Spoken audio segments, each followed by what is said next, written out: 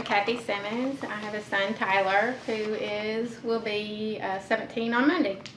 And so do you want to tell us Tyler's story? Tyler is our second kid. So he has an older brother, Ryan, who's 20 months older. And at the time Tyler was born, I watched a friend of mine's little boy. So I was exposed to how they were developing and all the milestones beforehand. So I knew when Tyler got his vaccines on December the 4th. And so because of the holidays, we were videoing, taking pictures. And the first thing was we had to, so he got his vaccines and we were flying to Chicago for Christmas. And he had always been a great traveler, but screamed his head off, threw up the whole time. We got to Chicago, just screamed, arched his back. I kind of contributed it to the traveling and maybe ear infection.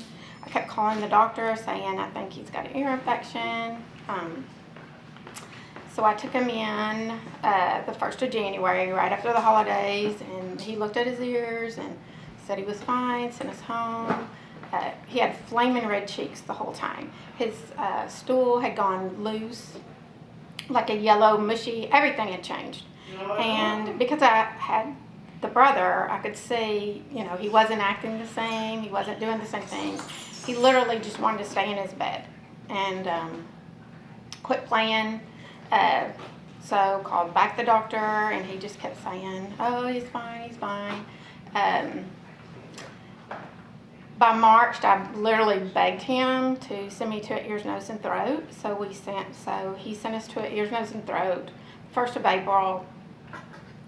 And they just sent me home with a card, speech therapy, behavior.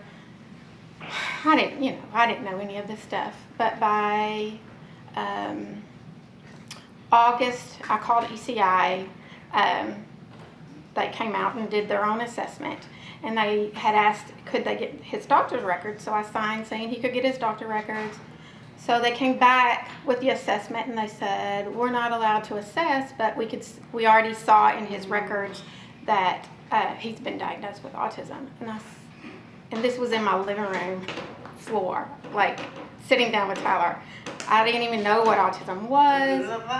And these people are saying it was already in his records. And I said, I've never been told he has autism.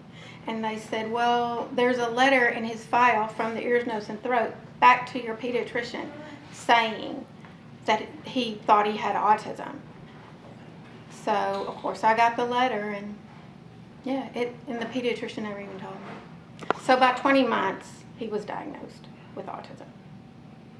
So it was exactly 3 months from vaccines, 4 months from vaccines, he was diagnosed. And just tell us a little bit about what he was like before the vaccine.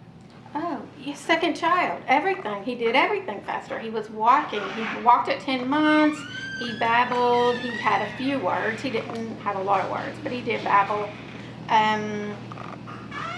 Played with brother, interacted, just happy. He was such a happy, good baby. Ate everything. That was one thing. I had a very picky eater, the first one. This one ate everything. Then he went from eating everything to very limited dry foods, and he projectile vomited. What he vomited up came out whole. Oh, it was a nightmare trying to even get somebody to acknowledge that he had stomach issues. And we actually, that's when Dr. Wakefield and Krigsman opened the Thoughtful House in Austin. So we got an appointment down there, and he was 7. Behavior at school, the schools kept telling me he had all these behaviors. We were like, so I finally said, let me come up there and see what's going on. And all he wanted to do was lay on the floor and pushed his stomach against everything. He rolled on balls, he pushed it against desks, he pushed it against anything, just would push his stomach against things. And so finally we saw Dr. Krigsman and got him on stomach, and How's he doing today? What's... He's a lot better. He's a lot better. Does he speak? He can tell you what he wants. Two-way conversations, no. He He's a little more social, but not that much. Well, I'm really sorry what's happened to your boy. We are. Thank you for telling your story. Will you sign his name on the bus? I definitely will. Okay, we're going to go and do that.